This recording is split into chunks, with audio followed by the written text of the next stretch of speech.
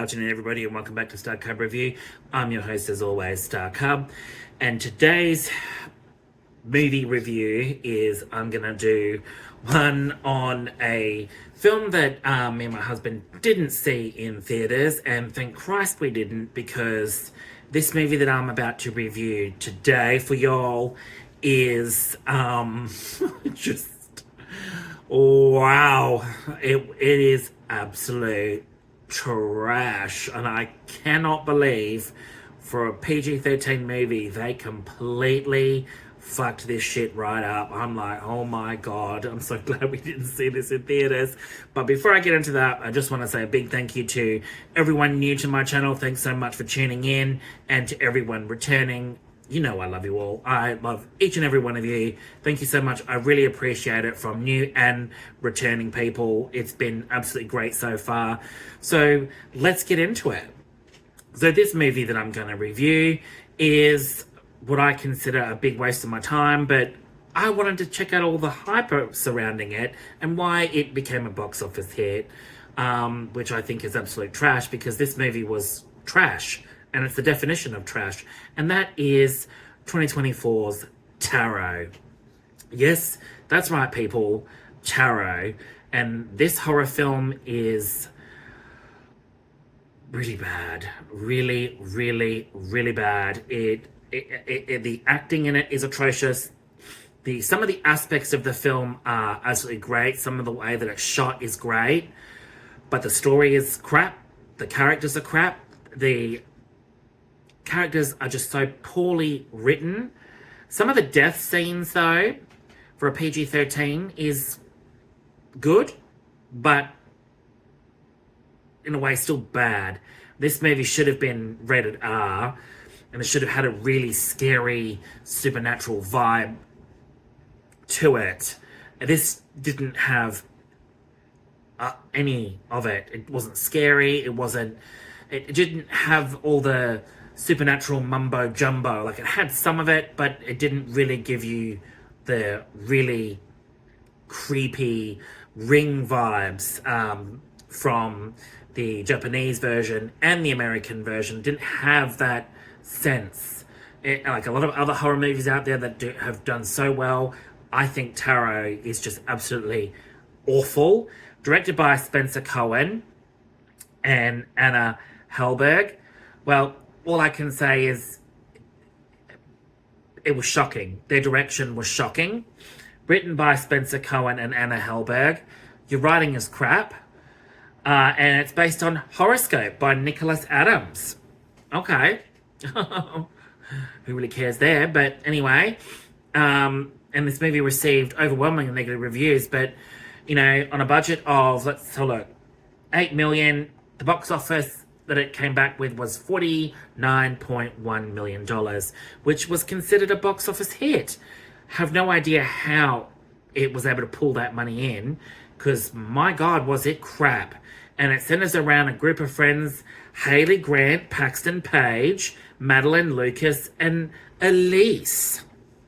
And I'm not even really gonna get into the plot of all of this. All I can say is that it was absolute crap.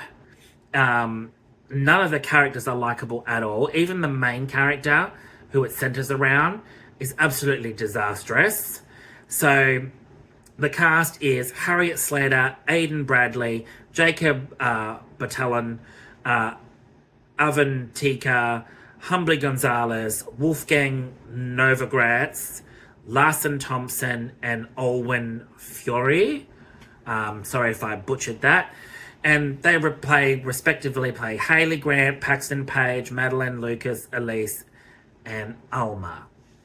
Now, all I can say is I will flick up some pictures of the cast, and you get the gist of it. None of them in this film did anything right. The horror tropes in this were just absolutely fucking awful. Like, really awful. Like, one after the other, it just kept playing on the same horror tropes that a lot of the supernatural films did back in the early 90s.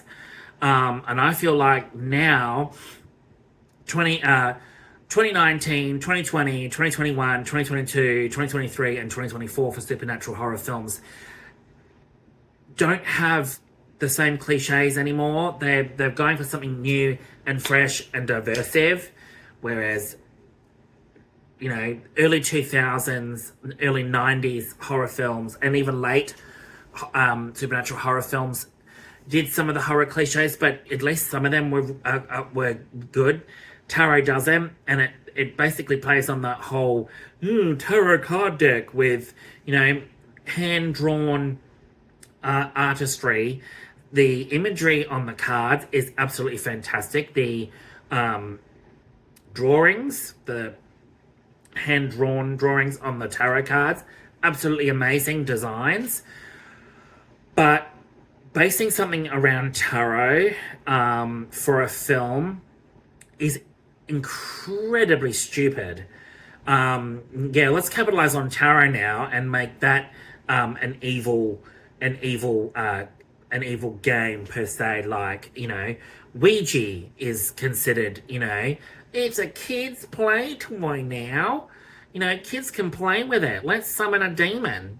Yeah, because we want to market tarot for fucking kids. Oh, and we want to market Ouija for kids too. Like, really? Like, okay, whatever. But anyway, this film is shocking. 92 minutes. Came out in May.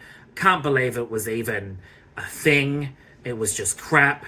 And I'm going to spare y'all a thing. Watch it just to have a giggle and a laugh, because I certainly fucking did, because wow. 92 minutes of fucking sheer stupidity from a young cast that don't know how to fucking act, which is surprising. Actually, no, it's not surprising, because, you know, all the young actors that were in this film, as soon as you watch it, you'll be like, what the fuck? This shit is just awful. What do I give it? I'm gonna give it a 2 out of 10. Yeah, that's right, people. 2 out of 10, because it was fucking shocking. It was awful. Watch it just to have a laugh, or don't. But watch this review and get all the way through it and go, yeah, I'm not gonna watch it because it's just crap. I know it is. It's absolute crap, and the ending is crap. The soundtrack is crap, but some of the death scenes are really cool. But for a PG-13, it could have done better. Like, a lot better. But other than that, guys, thank you so much for tuning in, and I'll catch you all with some new videos very, very soon. All right, guys. Bye.